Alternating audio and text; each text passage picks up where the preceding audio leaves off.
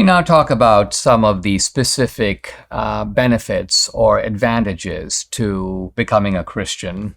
The first one is quite simply that Christianity makes sense of who we are in the world. All of us need a framework to understand reality, and part of Christianity's appeal is it is a worldview that makes everything fit together. Science and reason are seamlessly integrated in a Christian framework. Why? Well, because modern science emerged out of a Christian framework. Christianity has always embraced both reason and faith. And while reason helps us to discover things about experience, faith helps us to reach things, to discover things that transcend experience. So for limited, fallible human beings like us, Christianity provides a comprehensible and believable account of who we are and why we are here. Christianity also infuses life with a powerful and exhilarating sense of purpose. While atheism in most of its current forms posits a universe without meaning, Christianity makes life a moral drama in which we play a starring role and in which the most ordinary events take on a grand and cosmic significance.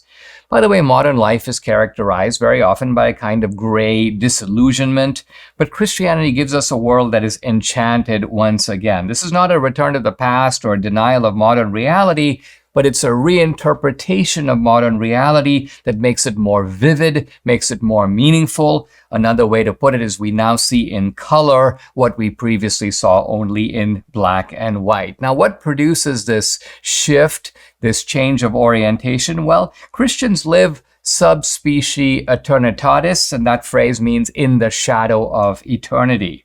Now, life can be really unfair. This is for many people a source of a good deal of cynicism and frustration.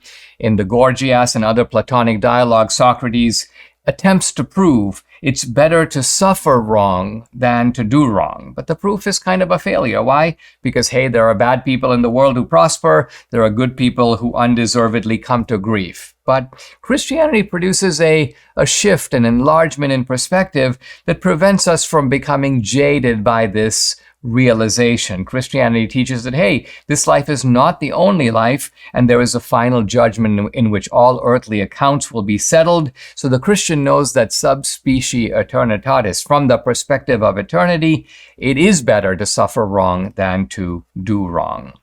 So the guy who's a cheat, who's a adulterer, who's a philanderer, who's a bad guy, is maybe a successful man of the world. But the Christian goes, hey, sub specie eternitatis, this is a lamentable figure. And by contrast, the poor peasant who crawls to the altar on his knees, a failure by all the world's standards, is the one who is preparing to receive his heavenly reward. Because in the shadow of eternity, he is the truly fortunate one. So here we understand better the meaning of the phrase, the last shall be first. What does it mean? It means that the standards of worldly success and divine reward are quite different. Without the perspective of eternity, this necessary shift or inversion of values would be lost to us. Seeing things in a new light, the Christian can face life and whatever it brings with a sense of peace and hopefulness that are admittedly rare in today's world.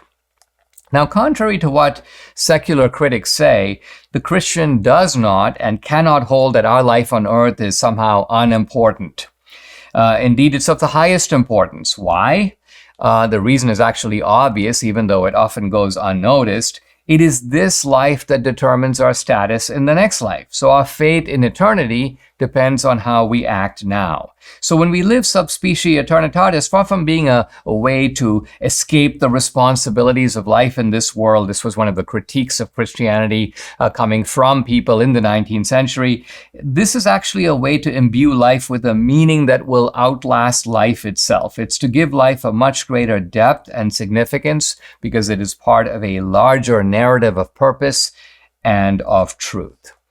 Christianity also offers a solution to the cosmic loneliness which we all feel. However successful a secular life, at some point the thinking person realizes, well, is this really all there is? In the end, we seem to be all alone.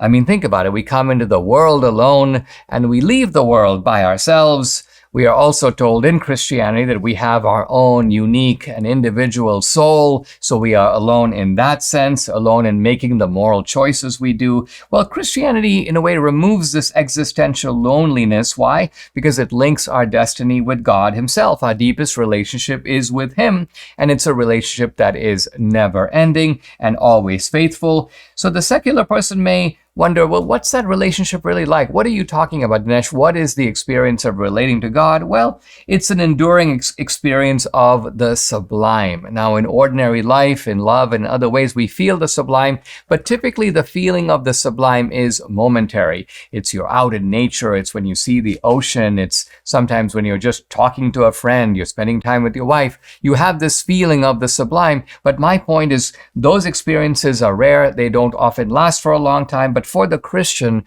the sublime is a part of everyday life. And Milton terms this a joy that even surpasses the Garden of Eden. He calls it a paradise within thee, happier far.